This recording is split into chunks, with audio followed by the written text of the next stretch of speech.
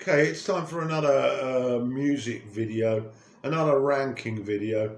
I'm pressing on. This is a double set. I just finished 2002, and this is 2003.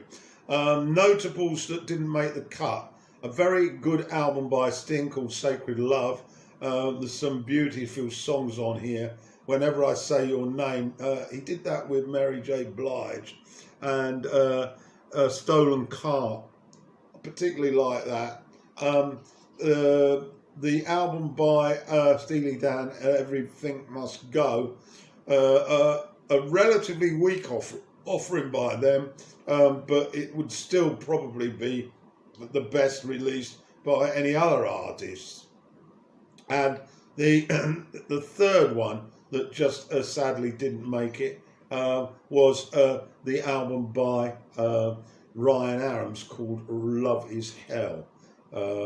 So I'm going to go on now and get into the top 10 for 2003. So into the top 10 now, and a return to form after a long time off my radar anyway. The Allman Brothers Band, Hitting the Note. There's a terrific guitar playing on here, reminiscent of the golden years of Dickie Betts and Greg Allman. I think the guy's name is Haynes, and Desdemona and Instrumental Illness are the hot tracks on this. At number 9, a British band, Elbow.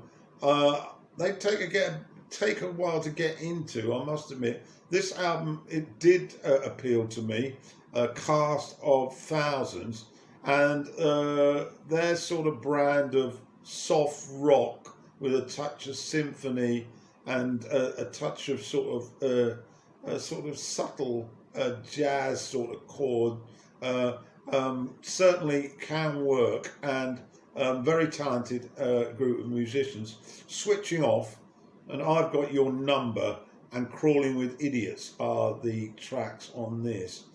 Number 8, a bit of a strange choice, this one, the Christmas album by Jethro Tull. This is a hoot of an album with lots of Jethro Tull interpretations of Christmas-like carols. God Rest Ye Merry Gentlemen is deliberately comedic. Green Sleeves, and of course he throws in a version of Bourrée. Now to 7, it's the Dave Matthews Band, Some Devil. I really like this album. It's got a hypnotic quality. It's got that Charleston, South Carolina feel to it, very mystical, lots of rhythm, and the cuts that I really like, the title track, Dodo, and Save Me, which is really hypnotic, and Oh. So we're into number 7 now on this countdown, and at number 6, it's the Van Morrison offering What's Wrong with This Picture. Once again, a typical delivery by the man from Belfast. Somerset is a glorious piece of work. Evening in June and St James Infirmary. The usual collection of ballads, R&B, Celtic sounds that make Van so special. I'm up to number 5 now, and this is the second album by the band The Strokes, called Room on Fire. Not quite as impactful as their debut, Is This, but still I like this New York sort of new wave style of rock. Automatic Stop, Under Control, and The End Has No End are the highlights for me on this. So we're up to 4 now, and it's the album by Radiohead, Hail to the Thief. I found this a little bit more easier to get on with than the previous 2, even though I did select Kid A as the best album of 2000. But Sail to the Moon, A Punch Up at a Wedding is a really strong piece of work. Backdrifts and There are the highlighted tracks. So top three time now. At number three, Reality by David Bowie.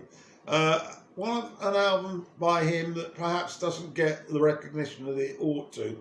I find it very appealing, and I enjoy it every time I listen to it. It's not got any radical departures. If anything, it's probably more nearer the Scary Monsters style of work. But the highlights never get old. The Loneliest Guy, and a particularly favourite of mine is an upbeat Pablo Picasso.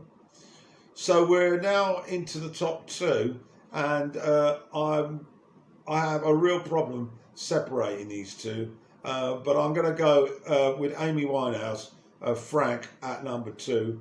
This was effectively her debut, and it's an awesome piece of work. When I listen to Amy singing on Frank, I nearly always break down into tears. Stronger Than Me, You Sent Me Flying, I Heard Love Is Blind, and Take the Box. But any track on that album really is, that style, that 50s style meets sort of jazz, 20s. It's a great combination, and her voice, of course, well, a rare thing of beauty. So that leaves us as number one, and it's John Mayer, Heavier Things. I was really into John Mayer at this time. His Room with his in Squares got the number one slot, and the Heavier Things, the follow-ups, got it as well. Really catchy songs, really well made. Come Back to Bed, Bigger Than My Body, great single that. Something's Missing is a beautiful ballad. It really is beautifully played. The guitar work is exceptionally dainty, and Daughters are the highlights. John Mayer, he really went out there in the early days, and I found his music a delightful listen. So there we are. That's the double album for ranking videos, the top 10 for 2003.